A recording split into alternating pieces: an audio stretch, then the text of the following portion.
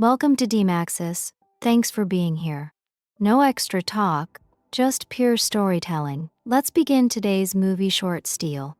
A woman is visited by the ghost of her boyfriend, who was recently shot dead. He warns that his murderers will soon attack her too, but if they can work together, she can take revenge for his death and put the culprits behind bars. The movie then skips to a few weeks earlier with the introduction of our protagonists. Sam Wheat, a hotshot banker, and Molly Jensen, a talented potter, are a young couple, so he pays for everything and she knows how to touch phalluses. They moved into a New York City apartment a few days ago and are currently in the process of furnishing it. The duo is madly in love with each other and have started to plan their future ahead. However, despite all the progress in his personal and professional life, Sam remains anxious. He reveals that whenever anything good happens in his life, he becomes scared about losing it. Molly reassures him that everything will be fine and says that she loves him. But instead of telling her that he loves her too, Sam replies by saying, "Ditto. That's a Pokemon, bitch. Do you love me or not?" One day at work, Sam discovers a major discrepancy in a couple of bank accounts. There seems to have been a huge influx of money in a short amount of time. Sam is suspicious that something shady is happening and thus changes the access passcode. Now, no one will be able to withdraw or deposit money in these accounts without his knowledge. He also confides this to his good friend and colleague, Carl Bruner. That night, Sam and Molly return home after watching Macbeth at a local theater. They are on their way, all the while discussing their future plans. Molly complains that Sam never explicitly says he loves her. Every time she expresses her feelings, he replies with ditto, which she feels is dismissive. However, before he can answer anything, an armed man named Willie Lopez emerges from a nearby alleyway. He points his gun at Sam and demands for his wallet. The banker is about to comply, but the situation suddenly takes a turn for the worse. Molly, in an attempt to calm down everything, approaches her lover. This prompts Willie to smack her in the face, an act that enrages Sam. Seconds later, he lunges at the thug and the two get into an intense scuffle. As Molly screams for someone to help them, a loud gunshot rings across the desolate street. The camera pans away as we see Sam chasing Willie, who seems to be fleeing from the spot. It appears as if the thug has given up and that our hero has taken charge of the situation. However, when Sam returns back to the earlier spot, he sees a spine-chilling sight. Molly is weeping over his lifeless body. Sam is shaken by what he is witnessing and even tries to touch his own face, but his hands go right through the body, and soon two people pass through like he is made out of air. Suddenly, a stream of bright white light appears from the sky, right where Sam is standing. It is obvious that this is a pathway sent by the angels to take Sam to heaven. However, he refuses to go with it and runs back to the spot where Molly is still trying to wake him up. She clearly doesn't realize that her lover has actually already passed away. Shortly afterwards, an ambulance brings Sam's body to a nearby hospital, where he is officially pronounced dead. Ghost Sam watches everything with confusion, still finding it difficult to grasp what is happening. He sits down right next to the stretcher on which his corpse has been kept. This is when an old man arrives at the scene and asks what happened to Sam. It is revealed that the old man is also a ghost, who is also still lingering around the living world. Your girlfriend a potter too? Yeah? Can't get over the phallus thing either, can you? No, I know, buddy. Sam is so rattled by the recent events that he is unable to say anything. This makes the old guy realize that Sam is struggling to make sense of what's happening. He thus reassures the young man that everything will soon seem normal. The duo then sits quietly and watches the doctors operating on a cardiac patient in a nearby room. Shortly afterwards, a bright stream of light appears over the operating table. The patient's soul then leaves his body and flows away with the light. This finally makes Sam realize that he's become a ghost. Having come to terms with his death, Sam begins to hang out in his apartment. The days pass by and he sees that Molly is utterly broken. She talks to herself, cannot focus on her work, and sobs from time to time. Sam is disheartened that he cannot communicate with her no matter what he tries. But rather strangely, he realizes that her pet cat can sense his presence. Stop licking your butt and tell her that I miss her. A few days later, Carl comes to the apartment and helps Molly sort her deceased lover's belongings. She puts all of Sam's personal belongings, including his small address book, inside a shoebox. Meanwhile, Carl urges Molly Molly to go out of the apartment for the sake of her mental health. He then asks if she would like to go on a walk with him, to which Molly hesitantly agrees. Nearby, the ghost of Sam is also about to leave the apartment, but Molly locks the door from the outside. This forces Sam to test if he can walk through doors, and he begins to put his arm through the wood. However, his attempt is interrupted when Willie suddenly barges into the apartment. The thug immediately starts scanning all the rooms as he seems to be searching for something. An enraged Sam swings his fists, but just like before, his punches go straight through the intruder. He is forced to watch helplessly as Willie continues to ransack the apartment. Unfortunately, things go from bad to worse as Molly soon returns home. The killer, who is carrying a gun, is still in the apartment and fully aware of her arrival. Sam desperately tries to warn her about the impending danger, but to no avail. She goes straight upstairs to her bedroom and begins to undress. On the other hand, Willie hides nearby and enjoys the view like a pervert. Desperate to save his girlfriend's dignity as well as her life, Sam comes up with a plan. He sees their pet cat nearby and remembers how it sensed his presence earlier. So he lunges at the cat without warning, spooking the poor animal. The cat in turn jumps at Willie and scratches his face. This forces him to get out of his hiding place and flee the apartment. Having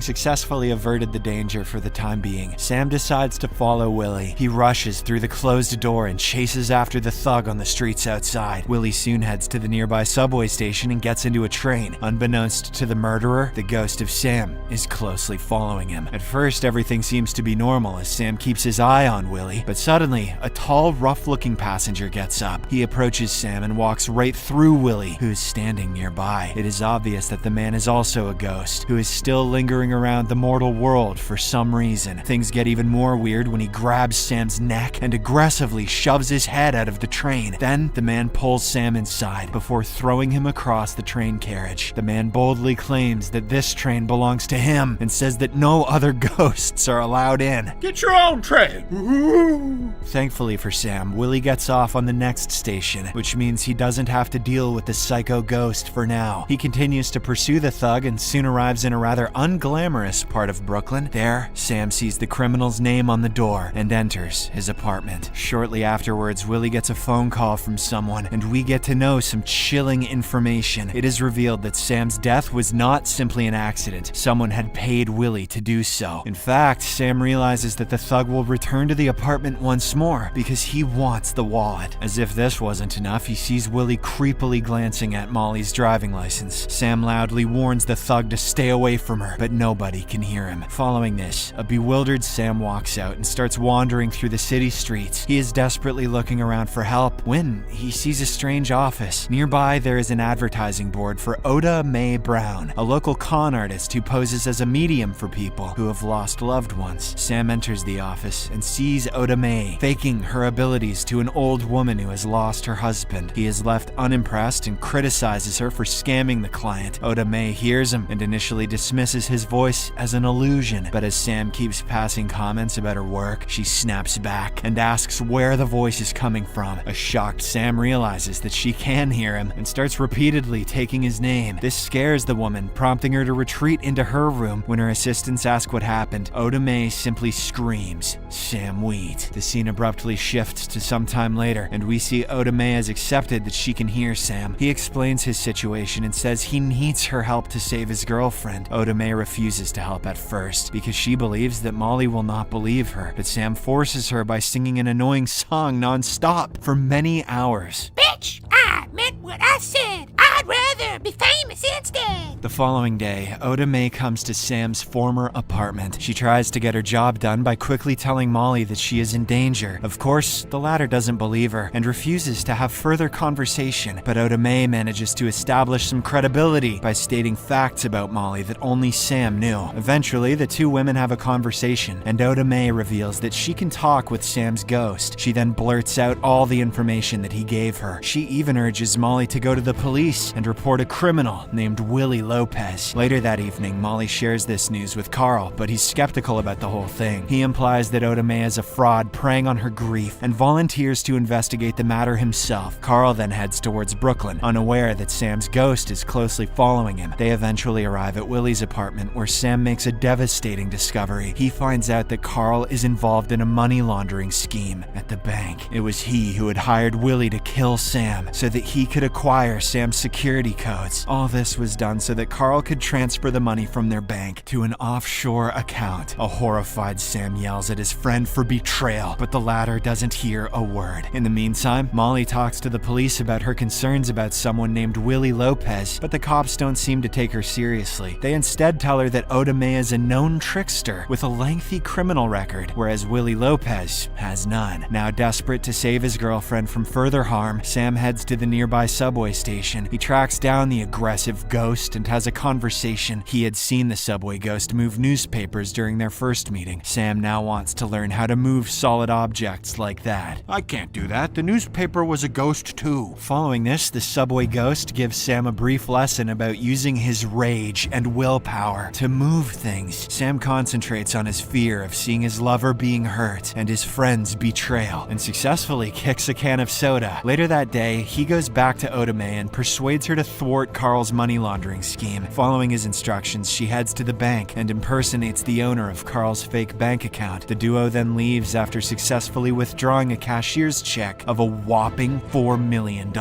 Or maybe it was like 10,000. I don't know, we've screwed that up before. Nonetheless, when they come out of the bank, Oda Mae reluctantly gives all the money to a homeless shelter. On the other hand, this news soon reaches Carl, who had promised to transfer the money to an offshore account. He gets incredibly desperate when he finds the account closed and empty. That night, Sam taunts Carl in the deserted office by typing murderer, then his name, Sam, on the screen. This prompts Carl to run away and visit Molly in order to find out any clues about what's happening. By this point, Carl has started to believe that Sam's ghost is haunting him. He asks Molly to bring him a headache-relieving tablet, and she heads upstairs to get it. Carl uses this opportunity and declares to Sam that he will kill Molly unless the money is returned that evening. Following this, Carl and Willie rush to Oda Mae's apartment to find her. Sam, who knew they would go there, manages to arrive first. He warns Oda Mae and her two sisters, who quickly escape and take refuge in a neighbor's apartment. Sam then uses his powers to separate the two thugs. During their attempt to ransack Oda Mae's apartment, a panic-stricken Willie, who is seeing objects fly on their own, flees from the apartment. But unfortunately for the thug, Sam continues to knock him down repeatedly. The chase forces Willie to run between two motorists on a busy intersection. He is sandwiched between the vehicles and eventually killed on the spot. In a horrifying twist of events, Willie's ghost arises and sees his corpse. Before he can realize what's happening, a group of howling, dark creatures emerge from nearby shadows and pull him to hell. Afterwards, Sam and Oda Mae return to Molly's apartment to warn her about Carl, but she refuses to let Oda Mae in and breaks down in grief. The ghost of Sam, who is now desperate to prove his existence, comes up with a quick plan. He enters the apartment and asks Oda Mae to push a penny underneath the front door. Sam then levitates it in front of Molly, who watches in utter shock. She finally believes that her lover is still roaming around in ghost form. Following this, Molly lets Oda Mae inside, and they quickly call the police to the apartment. While they wait for the cops, Oda Mae allows Sam to use her body so that he can share a final dance with his lover. This feels like a sweet deal for Oda Mae. Unfortunately for the trio though, Carl arrives with the malicious intent of murdering Molly and Oda Mae. The women flee while Sam is left momentarily weakened as he had used a lot of energy to possess Oda Mae's body. In the meantime, Carl chases the two women to a storage room. He manages to get a hold of Oda Mae and threatens to kill her. However, Molly comes to the rescue and holds Carl off long enough for Oda Mae to escape his grasp. Now blinded by rage, Carl grabs Molly and holds her at gunpoint for the money, but Sam recovers just in time to disarm his ex-best friend and attacks him relentlessly. A desperate Carl attempts to escape through a window and flings a scaffolding hook into Sam's direction. It swings back and shatters the glass in the upper part of the window. Sadly for Carl, a giant shard slides down and fatally impales him before he can climb out. Moments later, Carl's ghost arises from his corpse, much to his astonishment. He finally sees Sam's ghost standing nearby, but the latter has a solemn look on his face. Before the two can get into a fight, the dark creatures once again arrive and drag a screaming Carl away to hell. In the aftermath, when Sam goes to the women to ask if they are all right, Molly suddenly realizes that she can hear him. A heavenly light then fills the room, and Sam becomes fully visible to both the women. He looks behind him and sees hundreds of people, presumably angels, in a portal to heaven. Sam can move on now that he has completed his task. On YouTube, the movie ends as he He shares one last kiss with Molly and his audience, and that's weird, and then departs for the afterlife. If you enjoyed this video, please don't forget to share it with your loved ones so they can enjoy it too.